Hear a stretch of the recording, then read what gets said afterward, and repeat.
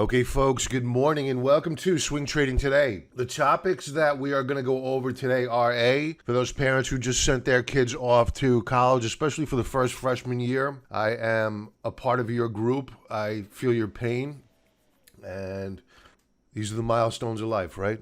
This is my second one, last one, and wow, my little baby girl. So we're going to segue over and into, I don't have much in terms of news.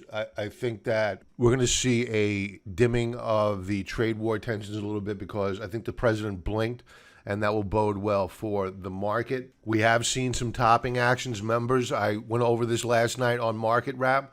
Do I necessarily believe that the topping action on a daily basis is the end of this brief rally? Probably not. I think that the thesis that I've had for quite some time now is still in place, meaning that the president has the power to keep this market in check through the 2020 elections, and that's exactly what's going to happen. Now, for members, I did talk about last night on Market Wrap. I requested feedback regarding our options trades that we've been doing of late. I am a big believer in selling premium, not necessarily buying calls or puts. I will do so when I have an edge over other traders, and that edge usually comes vis-a-vis extreme oversold stocks with liquid options. But primarily, I like to sell options to bring in premium, to generate cash flow, and we've done so successfully. So I'm just looking for some feedback from members, and if you're not even a member, if you're looking for a educational service to help guide you through that process, leave a comment below, and I'll focus more on it. And if you're a member, please, there's a thread that's begun in the forum. Please leave a comment on that thread. I've already responded to a couple of inquiries. Let's get to the pre-market activity. I'm going to kick things off with the British pound. And I don't trade currencies all that much, but the British pound is looking very, very good on a 4-hour basis. We have a nice sound base. We were putting in lower lows and lower highs. Now we're putting in higher lows and higher highs, and we are poised for a breakout. And in fact, let me correct myself. We have broken out on a 4-hour basis. So we are now at current above this upper band of resistance. We are now pulling back to do a retest of that support level. We're very close to a buy signal here. RSI putting in lower highs still, no breakout. But what you're seeing here are higher lows in RSI and a double bottom setup. This is bullish. Now you may be saying, I don't trade Forex, I don't trade currencies, I don't trade commodities. I don't care if you're trading tulips and cupcakes. It doesn't matter. If you're able to lay out price patterns, historical pricing on a chart, along with volume, you could trade anything. It doesn't matter.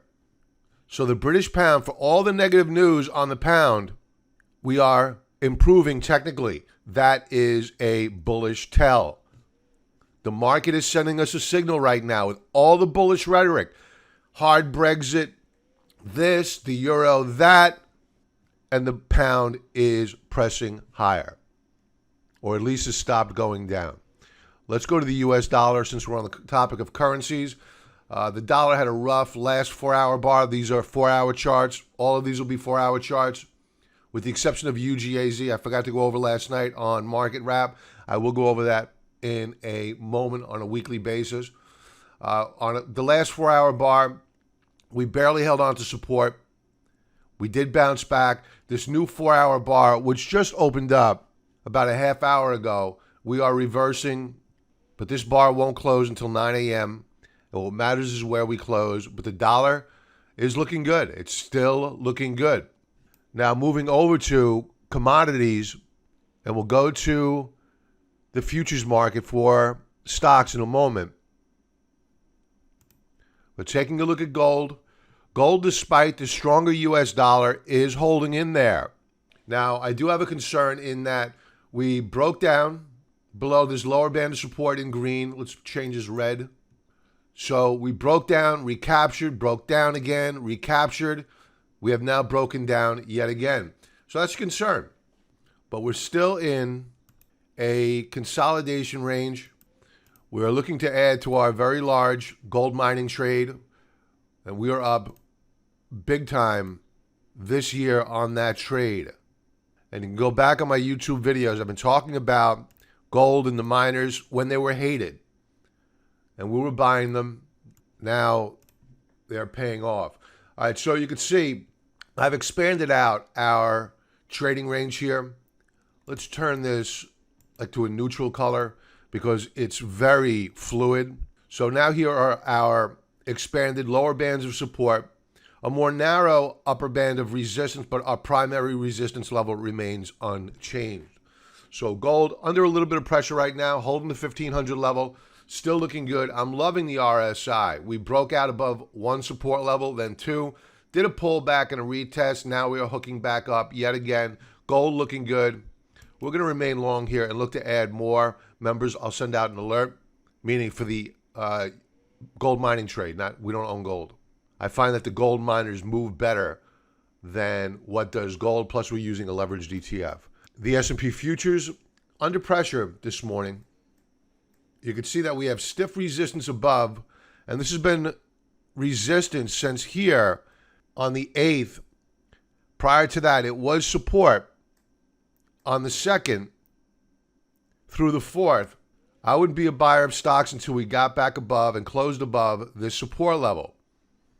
So the futures need to show us that they have the enthusiasm to get through this minor resistance. The NASDAQ.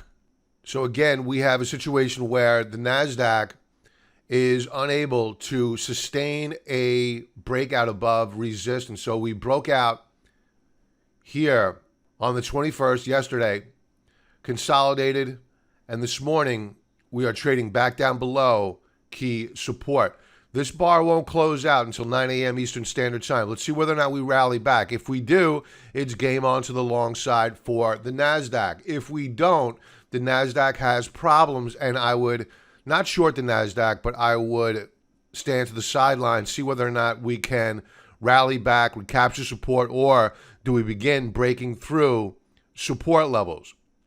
So the market will tell us which direction to trade. Let's talk about UGAZ. We are long of UGAZ. I did not go over it last night on Market Wrap. And yesterday took it on the chin. Apparently a negative Thursday not gas inventories report. It comes out every week. It's a very volatile number. And given that it's a weekly number, I don't put all that much stock into it. But traders like it for rapid fire trading. Now, this chart is not looking good on a 4-hour basis.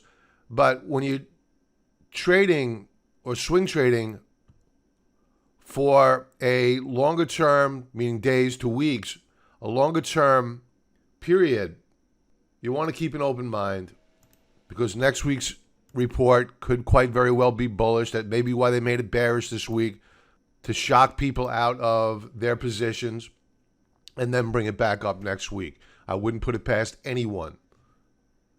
So we're holding support here on a 4-hour basis, but the key story is to watch the weekly chart. Now, on a weekly basis, we had broken out last week above this upper band of resistance, and at current, we're still holding it. So this is the longer term view that I'd be looking at were I to decide whether or not to exit my UGAZ trade. Now, if we close back down below this support level here in red tomorrow, or we appear poised to close back down below that support level, then I would consider stopping out. However, if we hold that support level, I might not necessarily add to the position, assuming that the 4-hour chart looks the way it does now, or the daily chart looks the way it does now. However, I wouldn't go selling. And if we put in a new weekly high next week, well then, we have an answer that the Thursday inventories report of this week meant absolutely zero. So it pays not to react to these weekly reports, just like the jobs report. You get that, or the unemployment report. You get that every single week. What does it mean? Nothing. Unless, of course, you put them together as a trend. You view them as a trend. One report does not make a trend. And honestly, I didn't even look at yesterday's nat gas inventory report because I just don't care. I care about the charts. So right now we're going to hold our position. I wouldn't go adding more here. The 10-year Treasury bond, which has been extended, I'll tell you, It looks as though we want to press higher yet again here. The amount of money flooding into bonds is incredible. So the price action is matching up with the RSI's price action, and it looks as though we are going to break out fairly soon on the 10-year. These are the central banks around the world playing currency devaluation. You're seeing money chase yields. You have the forever bond being floated, 50, 100-year bonds being floated here in the States. You have Germany, which now has deficit spending, or will have deficit spending. Very, very in-your-face QE-type price action here in this market.